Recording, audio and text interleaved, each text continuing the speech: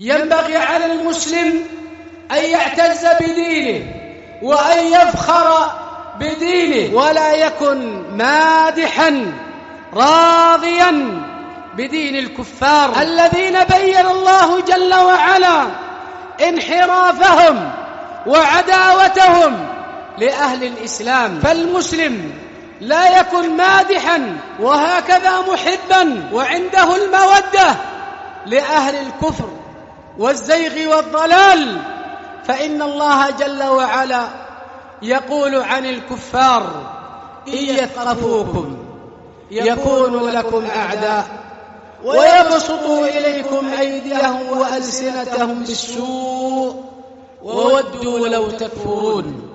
والله جل وعلا يقول: ود كثير من أهل الكتاب لو يردونكم من بعد إيمانكم كفارا حسدا من عند أنفسهم. والله جل وعلا يقول: ودوا لو تكفرون كما كفروا فتكونون سواء فلا تتخذوا منهم أولياء.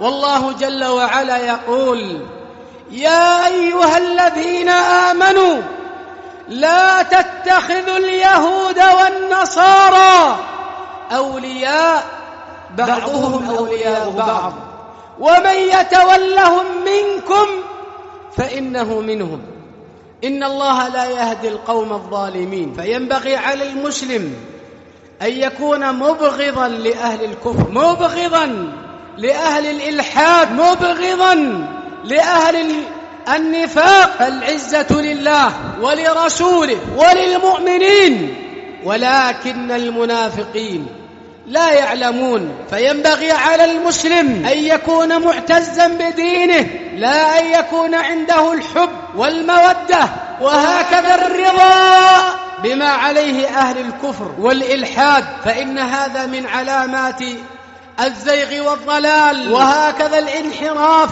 عن الصراط المستقيم. وجاء في البخاري من حديث أبي هريرة رضي الله تعالى عنه أن النبي صلى الله عليه وسلم قال: لا تقوم الساعة حتى يأخذ الناس مسلك اليهود والنصارى شبرا بشبر ذراعا فذراع. قالوا: يا رسول الله كفارس والروم؟ قال النبي صلى الله عليه وسلم: فمن القوم إلا أولئك. بين عليه الصلاة والسلام أنه سيكون في هذه الأمة من يسلك طريق المغضوب عليهم والضالين والمشركين من اليهود والنصارى، وأدنى بهم حذو القذة بالقذة وشبرا بشبر وذراعا بذراع، اليهود والنصارى وفارس والروم وغيرهم من ملل الكفر والعياذ بالله. وهذا يا عباد الله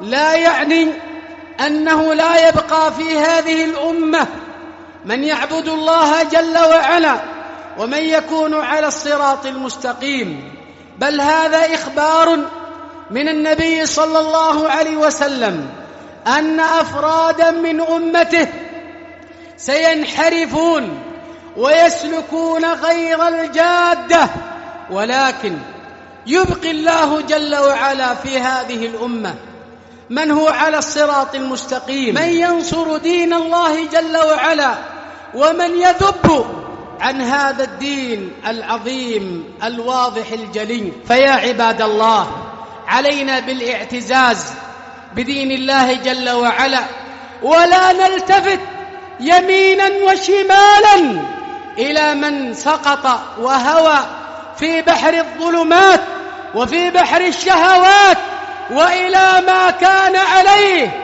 أهل الكفر والزيغ والضلال.